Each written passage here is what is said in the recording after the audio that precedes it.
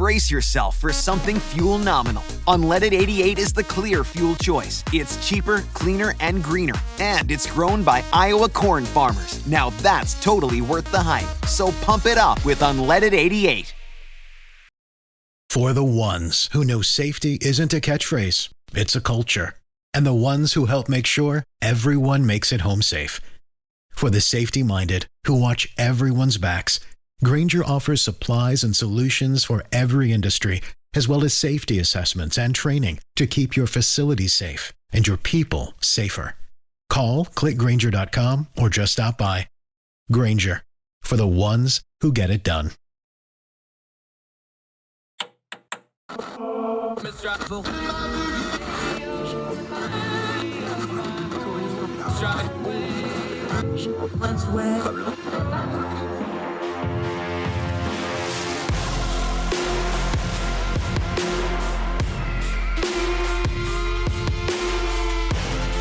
With your host, Andrew Donaldson. This is Heard Tell.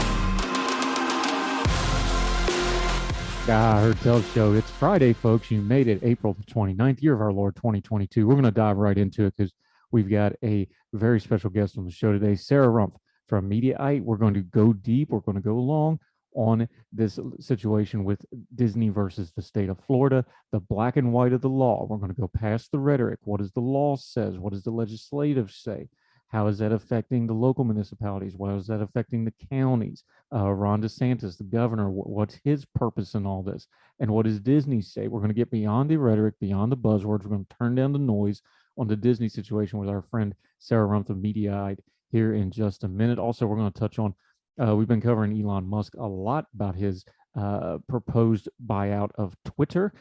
Two very unworthy individuals, unworthy schemers, FDR would have called them. It's claiming they're back on Twitter because of Elon Musk, which isn't true. We'll touch on that. Also, a great story. In this segment where we always try to do something good and uplifting. A friend of the program that's been on the program frequently, and his organization raising a whole lot of money for an organization that we cover here on Heard Tell frequently. So we'll touch on that. But first, I want to talk about a story before we get into the Disney stuff that frankly upsets me. I hate when we have to deal with this kind of stuff, but we're going to do it. A gentleman by the name of Valentin Brockschmidt died. Now, who is that? He was, among other things, a whistleblower in the Deutsche Bank stuff and investigation stuff. Now, he was on the periphery of this, and the reason he was involved in it at all was his father was a Deutsche Bank executive. His father committed suicide some years ago. When he committed suicide, that meant his personal files and computers and devices fell into the hands of his son, this gentleman. Well, this gentleman has had an interesting life. We know for a fact that he was an informant. We know that he spoke to the FBI on certain things. We know that certain reporters have come out and talked about him being a source for the Deutsche Bank stories and investigation and some other things over the years. Well, he was found dead on Monday at Woodrow Wilson High School near LA. He was 46 years old. Now, the reason I'm covering this on Heard Tell is very simple. What's trying to be done to this man and his name and what's going on with him is the online conspiracy folks are going to try to tell you that this is part of some grand conspiracy and the Deutsche Bank stuff and the Donald Trump investigation. And look, let's all be adults here. There's a lot of dirty money that goes through Deutsche Bank. It's one of the largest banks in the world. We already know about their ties with the Russian money and things like this. That's for another day. But this gentleman was found dead. He was 46 years old. The people that knew him as soon as this happened took to social media. They missed their friend. They talked about how he was, rather gregarious when he was right. They talked about how he had been a source for stories. He also talked about his problems. He had substance abuse problems. He had mental health problems. The suicide of his father weighed on him greatly. This is a human being that was very, very troubled.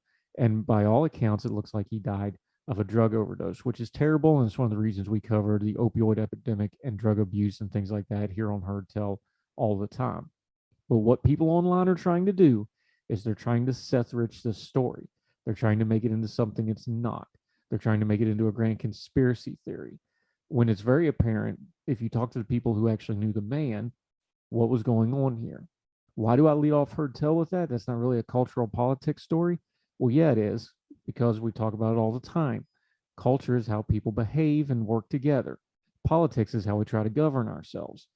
We need to try to do better when there's stories like this of taking the dead body or the bloody shirt they used to call it in another age and waving it around for our own purposes. No, there was not a grand conspiracy here. Yes, there's plenty of dirty stuff involving Deutsche Bank. But when you go and study the totality of this poor man's life, now that he has gone on, you understand that there wasn't really a conspiracy here. You had a very troubled person carrying a whole lot of weight and having his own issues.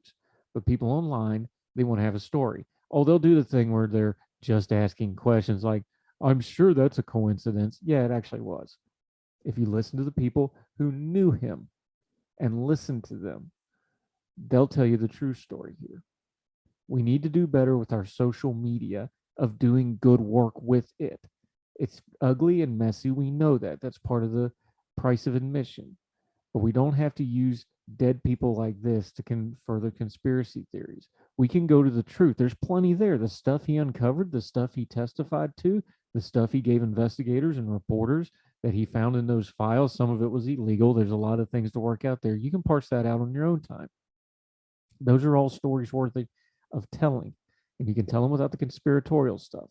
And you can tell them without cheapening the life of yet another person that died tragically because of a substance abuse problems that was probably a lot to do with mental health problems and the situation in his life.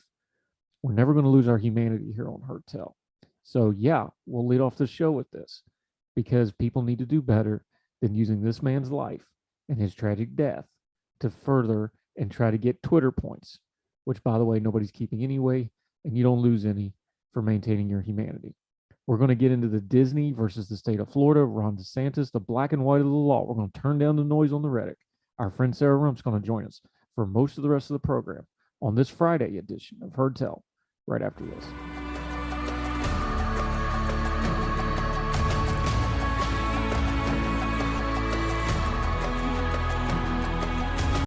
This is the story of the one. As a maintenance engineer, he hears things differently. To the untrained ear, everything on his shop floor might sound fine, but he can hear gears grinding or a belt slipping. So he steps in to fix the problem at hand before it gets out of hand. And he knows Grainger's got the right product he needs to get the job done, which is music to his ears.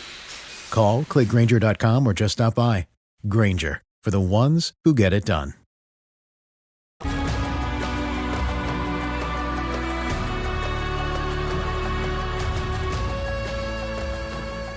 Welcome back to Herd Tell. I'm excited about this one. I actually wanted to talk to her for a while. She's been a friend. We love her work at Mediaite and other places where she writes, but she did this move back over the end of last year, so we couldn't get together, but we are today because she's been writing about this Disney thing a whole lot. We're thrilled to have her. She is a double Florida grad, both undergrad and the law school. She is a contributing editor at Mediaite, where she does all kinds of great work. She's written plenty of other places, and she's been a Twitter buddy for a while, so I'm glad I finally get to talk to you. Sarah Rumpf, how are you, ma'am? I'm great. Thanks for having me on today. I really appreciate your time. Okay, Disney versus the state of Florida. This thing's got a lot of angles, but here's the angle I want to take, because everybody's talking about the cultural angle on it. They're talking about, of course, the social media angle on it. Let's start with the black and white law stuff, because, you know, as a law, legislation's got to start black and white. When they actually wrote this bill, the reduction bill for Reedy Creek, what does the actual bill say? Because it was, as bills go, we always complain about omnibus bills. This was pretty truncated, short, and straight to the point, wasn't it? Yeah, so I think maybe this is one of the most complicated things that they've ever done with so few words in the history of the Florida legislature. The bill itself says that it defines a certain group of independent special districts that were created before the 1968 Florida Constitution and not re-ratified into statute after that. That says that those special districts will cease to exist on June 1st, 2023. And there's a couple complicated, weird, weedy reasons why they did it that way. There's another law that's already on the books that's been there for a long time that says that special districts like this cannot be dissolved by the legislature unless they go inactive or it's consented to by a vote of the voting landowners, which obviously is not going to happen here. There's some speculation that they added in this broader category of a handful of couple other districts to try to make it easier to get through, but I still don't think that's going to work. So, but I think maybe the more important thing is to talk about like what this actually means. People miss what Reedy Creek is. It's not a tax break for Disney. It's not some magical, unique thing that exists only for them. It's a special taxing district. And what I've been telling people is the word they need to listen to is the second one, taxing. Florida law does not let counties tax people differently. They have to have the same millage rate across the entire county. The only exception to that is a special taxing district. It allows the taxpayers within that district to be taxed extra for the specific purposes of the district. Disney is not unique. We have 1,844 of these things across the state. There's one at Cape Canaveral. There's one at most of the airports. There's several of them at the villages, that super Republican retirement community. And again, it's for the purposes of having extra taxes because there's a different need or a special level of infrastructure that's needed or wanted by the developers or the community, or like Cape Canaveral, they've obviously got a different. They don't need a school there, but they have an entirely different type of infrastructure when they're sending rockets to space. So what Reedy Creek is and why it's so unique is because it's so big. They bought 27,000 acres in the late 1960s. They've since de-annexed about 2,000 to be the separate town of Celebration, and they still hold about 25,000 acres. That's roughly 39 square miles. So we're talking about an absolutely huge parcel. At the time they originally started building, there was nothing out there. It was swamp land and a couple of cows wandering around. Both Orange and Osceola County, the counties that this parcel stretches across, flat out told Disney, we cannot help you. We have no ability to build this infrastructure to come out and meet you. They were miles away from existing water and electric lines, all of that stuff.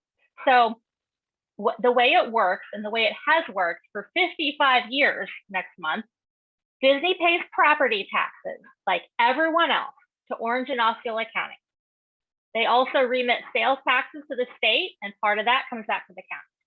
Every single hotel room in the state is assessed a tourist development tax charge. So Disney collects those and pays that to the state. Then on top of all of that, the Reedy Creek Improvement District has its own millage rate and levies an additional tax on all Disney property. They collect that money. It's been about $150 million in the last year or so. And they use that to pay for a variety of infrastructure and development and services. So right now, this covers stuff like the water and sewage treatment, trash and recycling, road construction and maintenance. They have their own fire department. They have EMS services. They have a power plant.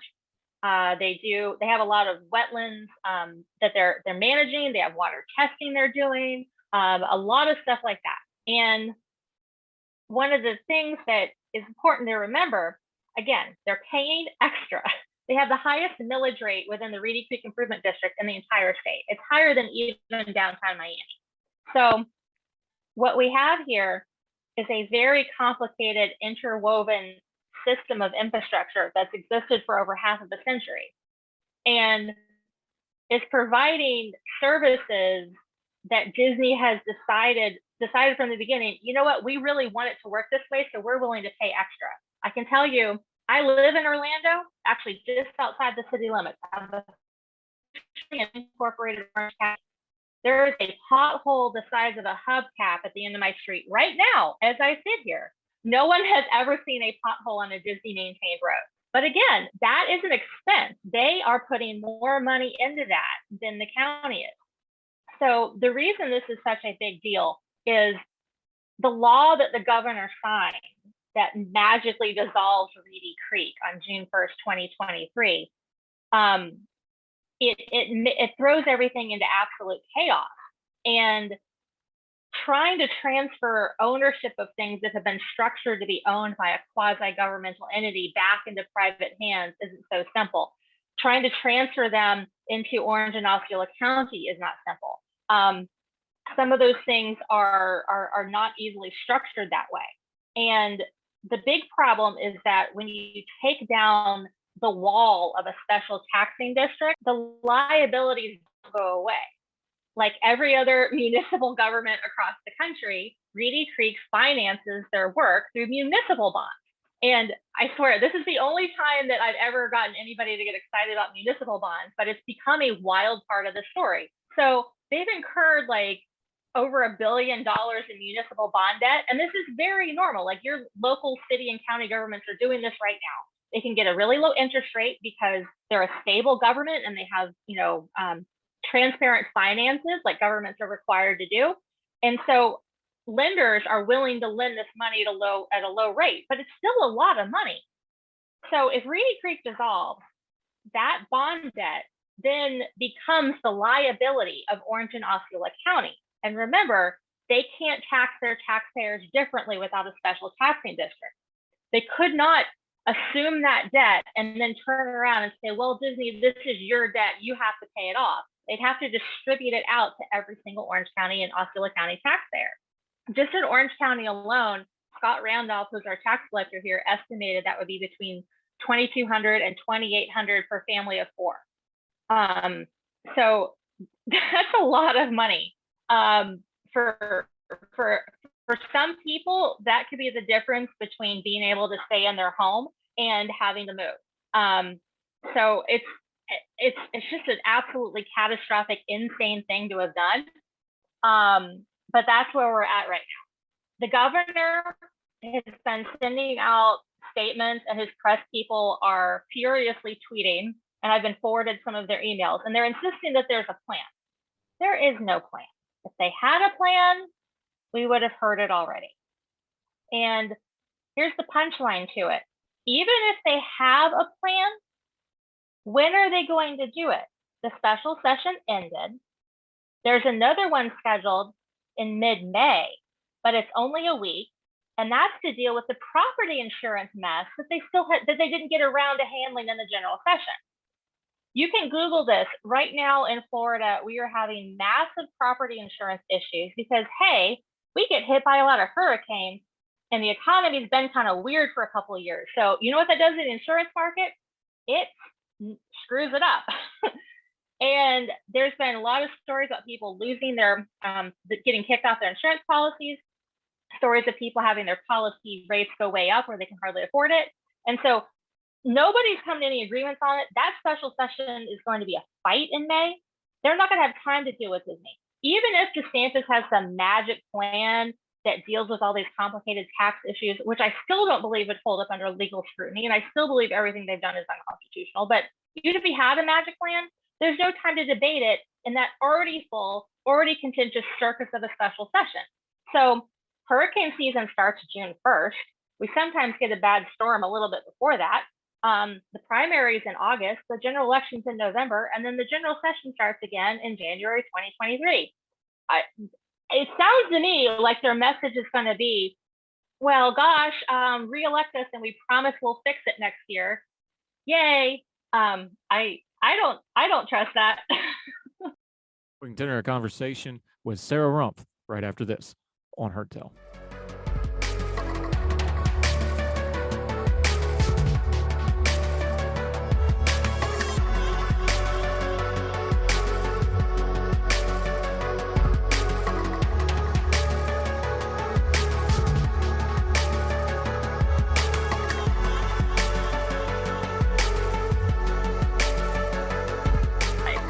Talking to Sarah Rumpf. Well, to be fair, it's probably going to work if you look at the polling for DeSantis, but let's take the other, because we understand all these legalities and we understand that this legislation, one of the things it did do was it pushed this back a little bit. There is some room here. What's the legal timeline though? Because courts run on a different set, and at some point this is going to wind up in court some way, somehow, probably a couple different ways because there's so much involved in it. What's the timeline on that? Is that going to be done anytime this summer before this election or before June of next year when the actual legislation, the date that's got it on it? Well, I mean, hypothetically, the legislature could come to their senses and just repeal the mess they caused last week. They could come in May and say, hey, that thing that we did, forget it, delete it, it's done. That they could do in May, conceivably finish. If they don't, here's where we can start getting into problems.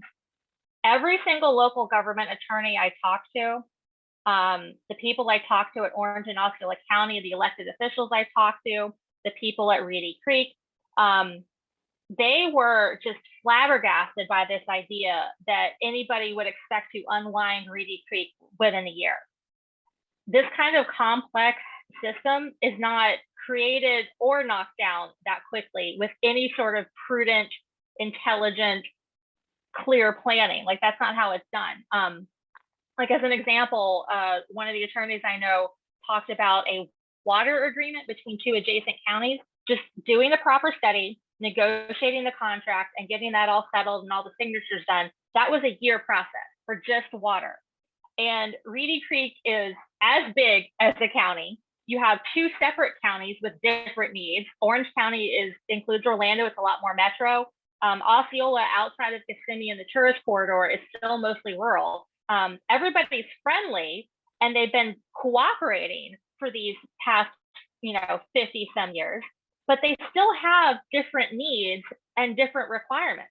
Disney has a fiduciary duty to their shareholders. Reedy Creek has its own due diligence rules. Both Orange and Osceola County have their own due diligence requirements. Even though they all want Reedy Creek to continue in its existence, they can't just copy and paste the 1967 statute and say, okay, let's do the same thing.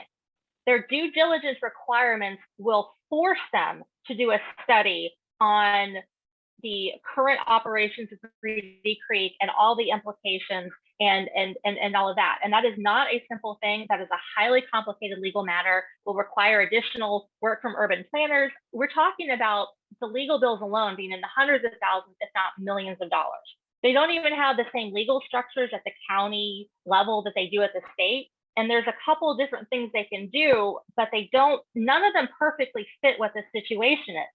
So you'd have to essentially negotiate with the Reedy Creek Improvement District. There's two municipalities within it, Bay Lake and Lake Buena Vista. Most of the major development, including the parks and hotels, is within those city limits. You've got two different counties. I mean, this is a nightmare. So what I'm assuming is going to happen is the Disney lobbyists will do their best to try to get everybody to calm down and come to their senses. But if that bill is not completely repealed in the May special session, Disney's not going to have a whole lot of choice except to file a lawsuit that seeks to strike down the law for multiple reasons. One being the statutory conflict, another one being that bondholder issue.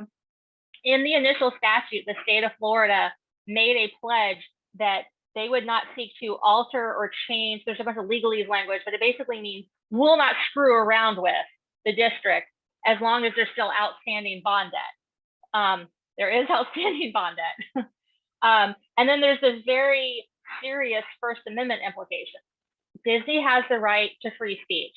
And I mean, conservatives just a few years ago were cheering Citizens United, which specifically said they have the right to spend money on independent expenditures for political free speech. So what DeSantis and the bill sponsors and the Republicans supporting this have said is that they pretty much said they were retaliating. They've said it in a dozen different ways, but they said that this is in response to Disney criticizing the parental rights and education bill, which again, they did after the law passed. Like, this is a sore winner's temper tantrum. They got the law passed, Disney put out a press release, and then they freaked out and did this. But there's a lot of case law on this. Some of it goes back really far, but like a more recent example that I mentioned in one of my articles, when Rudy Giuliani was mayor of New York City, he got very angry with the Brooklyn Museum of Art. They had an exhibit that he called sick and disgusting and anti-Catholic. I forget the details, but it's one of those that had the Virgin Mary portrayed in some sort of sexual way or with pig's blood on her, something. Anyway, it was something offensive with the Virgin Mary. He sought to defund their budget and kick them out of the city building they were leasing. New York City has the right to negotiate their leases. They have the right to change funding or add funding or move funding around for any project that they're funding. But they cannot do any of that when it is retaliation for speech, which an art exhibit is. Here we have Disney engaging in pure political speech and the government taking this wildly insane action in retaliation, and they're all admitting it was in response to Disney's comments about the bill. Disney's from every legal expert, local government lawyer, constitutional lawyer, law professor that I've talked to, Disney has multiple legal avenues to knock this down. What I expect a lawsuit would look like is that it would name all of those claims, and it would also ask for there's a procedure that a court can do that is basically puts a pause button on things. It's temporary restraining order or an injunction where you ask the court to say, we have this complicated thing going on, freeze the legal status so that no more damage is done and no more problems are caused while we fight this out in court.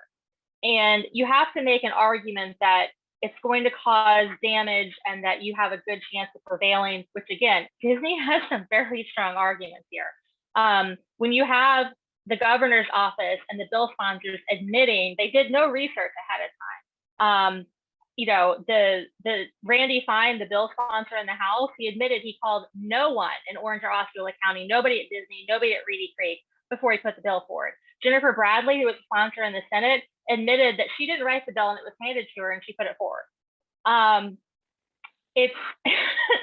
It's pretty crazy. Evidence demands a verdict here. Governor Ron DeSantis is a smart guy. He's Ivy League educated. He's very, very good on politics, usually. I've got to ask the question because there's speculation out there. He has to, if not himself, he has to have legal advisors saying this thing's going to be iffy if it goes to court. Is there a cynical thing? They don't have a plan because they're just assuming it's going to get knocked down, but by then we're through the election year and we've got the fundraising and we've got what we're going to get out of it anyway. Is that a fair accusation that has any merit whatsoever? I absolutely believe this is nothing more than cynical political theater. And if you see the flailing by the governor's spokespeople right now, I think they did not expect that people would really look into this as much as they had. But to be honest, Christina Pushaw, who's his spokesperson, she's been in Florida for a minute and a half. Like, I'm pretty sure that I have condiments in the fridge right now that are older than her official Florida residency. So, she's not from this area. She may not appreciate really what a big deal it is. And, locals around here might complain about the traffic or make jokes about the mouse controlling everything, but we're also very cognizant of the fact that Orlando would not exist as it does without Disney. Disney is a large part of why we don't have a state income tax. We have a massive amount of tourist traffic that comes in and contributes to the sales taxes, contributes to the gasoline taxes, the tourist development tax, and Disney is what drives them. They're not flying across the country to go to SeaWorld. They're coming to Disney and then they tack on a day at Universal or SeaWorld at the end or tack on a day at the beach. Disney is driving it. And this is absolutely cynical. And you look at the date of that statute, Reedy Creek dissolves on June 1st, 2023. That puts it after the 2022 election and after the 2023 general session. One of the things that, and I need to just maybe frame an article a little differently to emphasize this, Disney didn't just criticize the bill, they announced they were stopping their political contributions, and they have given heavily over the years. I think that the anger is more about the checkbook being closed than the little press release from the CEO. But these people are nuts. But the message they're sending is pretty clear. Hey, Mickey, sit down, shut up, get your checkbook out, or else we're gonna crush this legal system that's worked really well for you. Which is, one of DeSantis's strongest messages for re-election and strongest messages if he's to run for president, which I think is pretty much a done deal at this point, is the Florida economy. He's right that the Florida economy weathered the pandemic better than a lot of people expected. There's ads that have been on television locally here that are sponsored by different Chamber of Commerce groups talking about how Florida is open for business and this is a great place to have a business and great place to work. Well, what kind of message does it send to a business if what's happening is, hey, if you criticize us, we might act out in vengeance and crush something important to your business with no thought and no research and ha ha ha. I mean, it's an insane thing to say.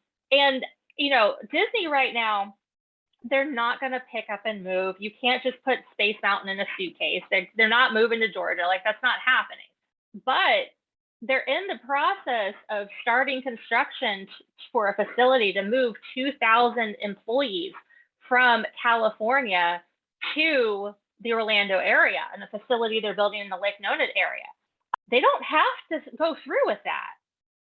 They don't have to expand and build another hotel or build more parks or build something else that will create more jobs here. The message that the governor and the legislature sent them is, you can't trust us, you shouldn't invest in Florida. And if you're a business looking to come in, I mean, you go look up the messages that have been coming from the mayor of Miami, trying to draw tech people and companies and cryptocurrency to Miami. I mean, they're trying to market Miami as like another Silicon Valley, another Austin. How do you, if you're a business looking to come and you see what DeSantis and the legislature just did to the state's largest employer because of one press release, I still, even though I've been like writing literally thousands of words about this, I'm still having trouble wrapping my mind around it, that they, like, one press release and then this reaction. Like, it's just a very insane overreaction. Like, I got a mosquito bite, therefore I'm going to nuke the entire state. I mean, that's what it kind of feels like. And we're going to continue this conversation with Sarah Rumpf. Disney versus the state of Florida and Governor Ron DeSantis specifically, when Her Tell continues right after this.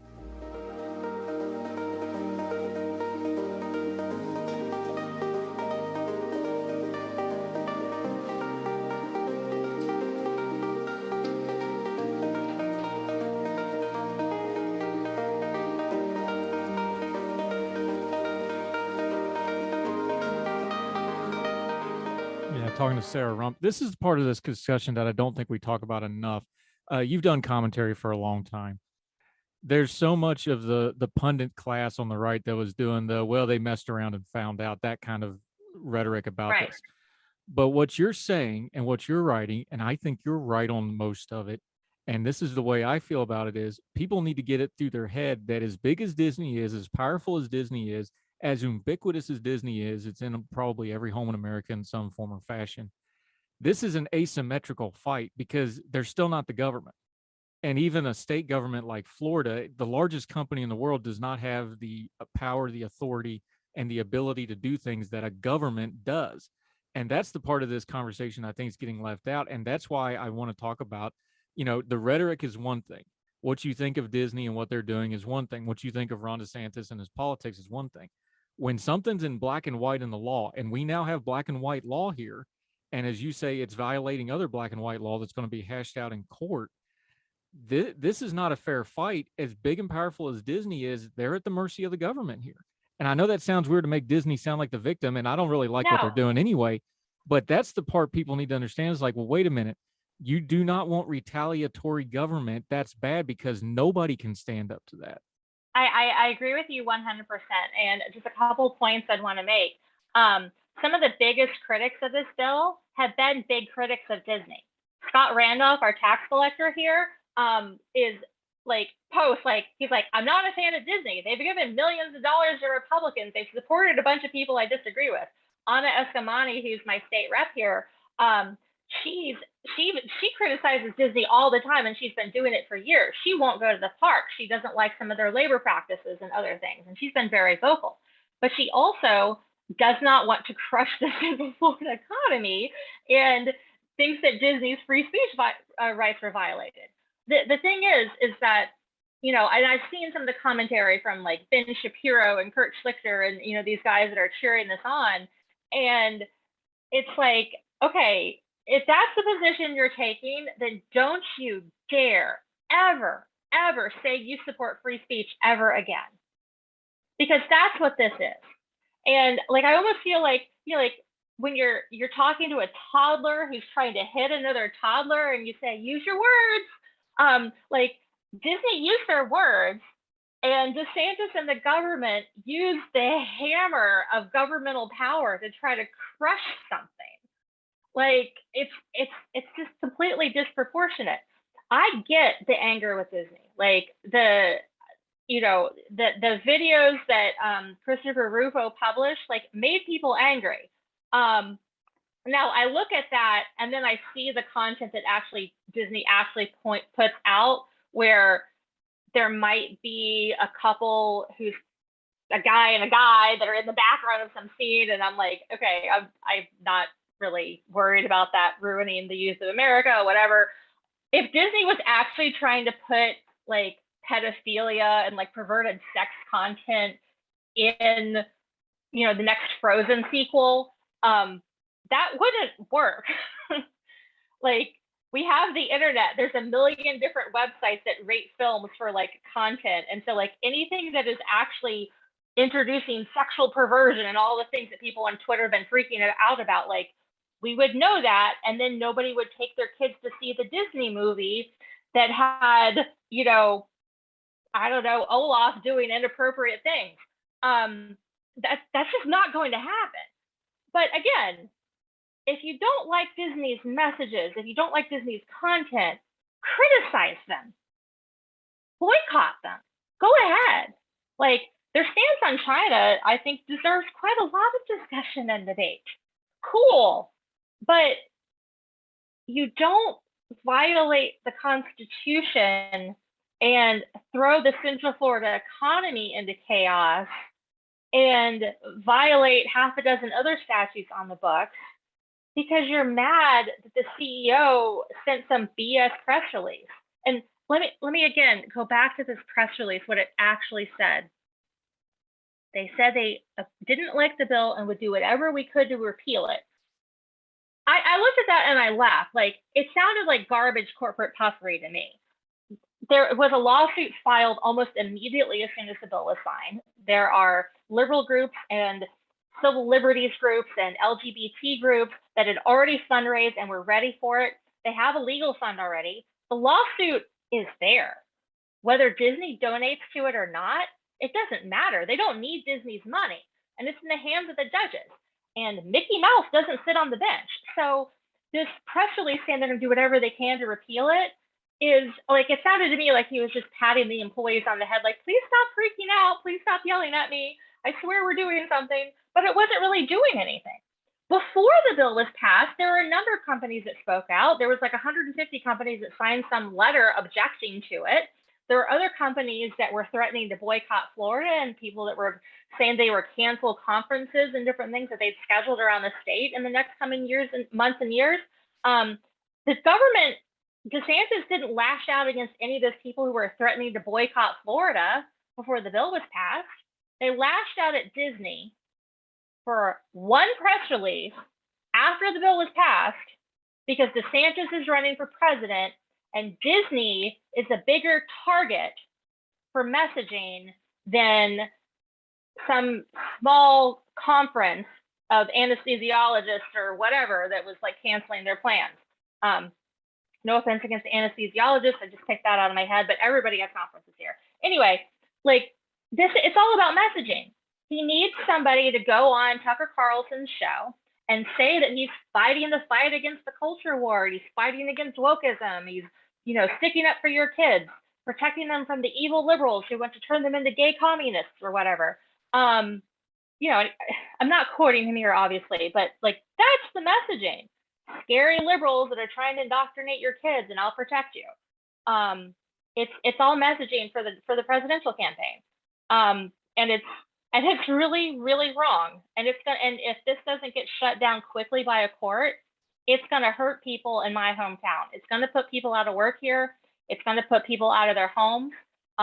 We got too many people who still haven't recovered from the pandemic. An extra $2,000 to $3,000 tax bill will break some people, and that breaks my heart. And I'm I'm sure that there's probably a dartboard with my face on it in the comms office at the governor's, in the governor's offices, and that's fine. You know, I, I'm not going to shut up about this, and I've got more stories to write and more people that are talking to me, and it's just so insane and so wrong what they've done. Yeah, Sarah Rumpf joining us. And one of the reasons I bring her on, she has this all sourced when you read through her stuff at Mediaite and the other places she writes about it. She's talking to the county level people. She's talking to the state level people. This is all sourced. This isn't her opinion. She's actually going out and doing all the legwork on this. Real quick to kind of put a bow on this and to bring it back to kind of where we started, though. What's the short term end game here? Let's be adults here. We know this is an election year. That's probably the biggest piece of all this.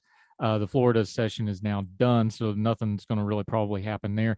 Are we just waiting for the legal stuff here and then waiting for the election and see how this shakes out? Is that kind of the near term end game here? I see two paths forward. The legislature comes to their senses. They can blame the liberal media. They can say that this has been distorted and they don't want to cause anybody stress, and they'll revisit it next year, and they repeal the bill, come up with whatever dumb excuse they want, that they repealed the bill during the May special session. If they don't do that, there's going to have to be a lawsuit. And it's going to be one of those, like, from Disney's perspective, spend the legal fees now or spend the legal fees later. They either pay to enforce to protect their rights in court, or they're going to have to pay for quite a bit to try to untangle this and renegotiate with Orange and Osceola County. I do not see a situation where Reedy Creek totally ceases to exist. Disney wants to keep paying that higher taxes. They want to keep that level of infrastructure. Orange and Osceola County don't want to take it over, but they're just going to have to work out a couple different pieces of agreements and new county level districts and maybe new municipalities and other little things that'll have to be created in a year's time, which is, again, insane. Like this is the equivalent of saying, okay, I'm going to build a cross-country highway, but you've got a year. I mean, you could technically do that. We could say we're going to build one big highway across the entire United States of America, and we'd have to like draw in every possible contractor and get people trained up and go and like find every possible source of concrete, but it would be insane and it wouldn't be done well. That's kind of feels like the project they're trying to take on. But Disney's going to have to file a lawsuit fairly soon to protect their rights here. And if a court doesn't put that big pause button on it, they're going to have to start negotiating with the counties, and taxes are going to go up around here. There's nowhere else to put it. The revenues are still down from the pandemic. Again, like all of our economy depends on tourism. With less people coming here, and the park's closed for a while during the pandemic, the tourist development money is way down, all of it's way down. They're already strapped. So if they're going to have to do this, they're going to have to raise taxes or cut services somewhere. And, where do you cut? You stop maintaining the roads, you cut homeless services, it's just going to cause a lot of pain. And there's words I can't say on the radio that to more accurately express my true feelings. But what the Ukrainians on Snake Island said to the Russian warship, that is my opinion on this. And I've learned to say it in Russian, but I'll be nice and not say that on your radio show either. But I can now say that wonderful phrase in Russian as well as German. So yeah, that's my thoughts. Yeah, my Deutsch is pretty rusty, even though I lived there twice. So let's just skip that. Sarah Rumpf, she's wonderful. It's great to finally get to talk to you. I've been wanting to for a while. We finally got you here. We're going to definitely have you back because I don't think this is going away. I think this is going to get even messier, and we'll have you back to update the story. Till we get you back on the show, though, let people know where they can follow you, your social media, your writing at Mediaite, and all the other great stuff you do. We need to get you on Twitter Supper Club, though, because you have this pastry thing that you need to be sharing with the wider world.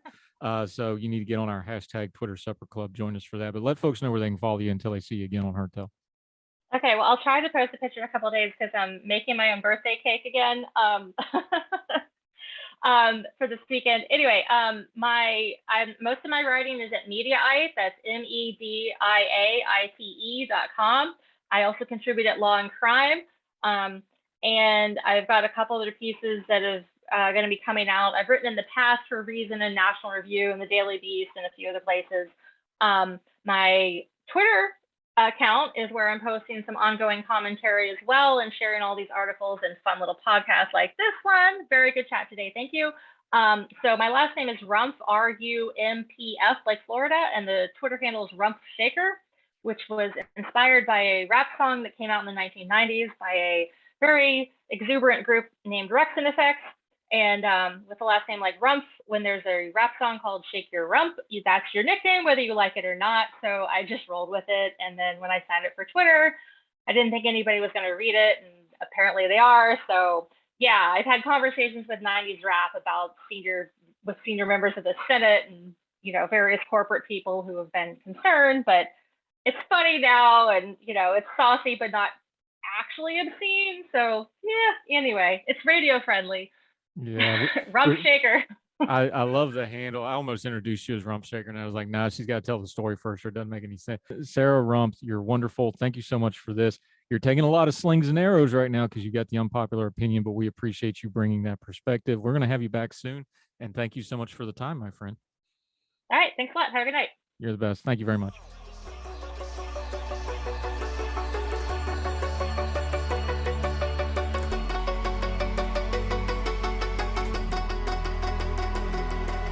Welcome back to Heard Tell. I'm Andrew Donaldson. Okay, normally I don't even like saying this individual's name. I don't like talking about them because they're so bad faith. Trying to deal with them, interact, or correct them is just like nailing Jello to the wall, but we're going to mention them briefly here. Tucker Carlson, who of course has the most popular cable news program in America, and Charlie Kirk, who is another person who is just not worth anybody's time.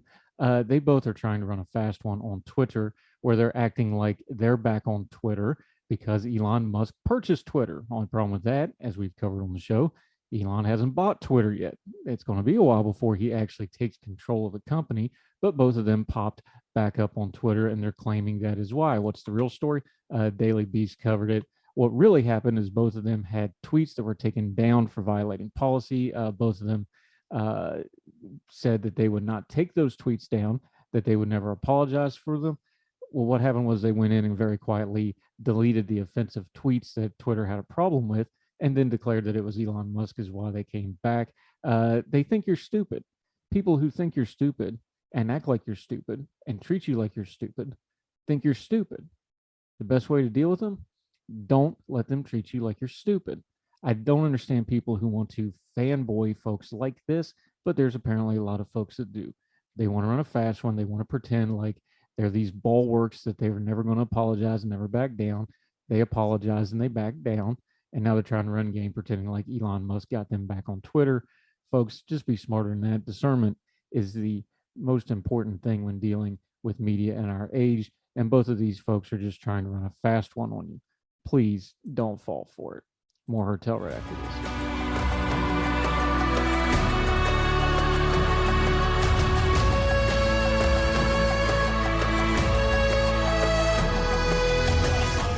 Welcome back to Heard Tell. You know we always end on a good note. This one comes from somebody who's actually been on the program before, our buddy Jim Swift. His publication, The Bulwark. We have been covering World Central Kitchen. That's Jose Andreas's charity and the work they're doing in Ukraine. They pop up anywhere there's trouble in the world. The Bulwark, our friend Jim Swift and those folks over there have raised now $120,000 in a donation campaign for them. Good on them. Wanted to mention that. I also use his newsletter for content sometimes, and we look forward to having him back on the program soon. You can go back and listen to when he joined us to talk about interns, congressional interns, and how that whole system works. That'll do it for Heard Tell today. A little different program, but important topics. A lot at stake today, not just sizzle.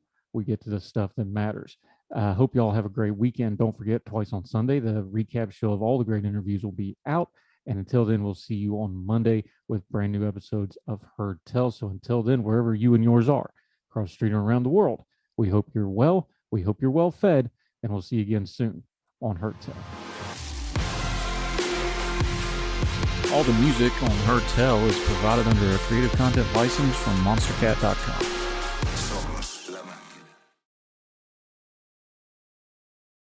This is the story of the one. As head of maintenance at a concert hall, he knows the show must always go on. That's why he works behind the scenes, ensuring every light is working, the HVAC is humming, and his facility shines. With Granger's supplies and solutions for every challenge he faces, plus 24/7 customer support, his venue never misses a beat. Call quickgranger.com or just stop by. Granger, for the ones who get it done.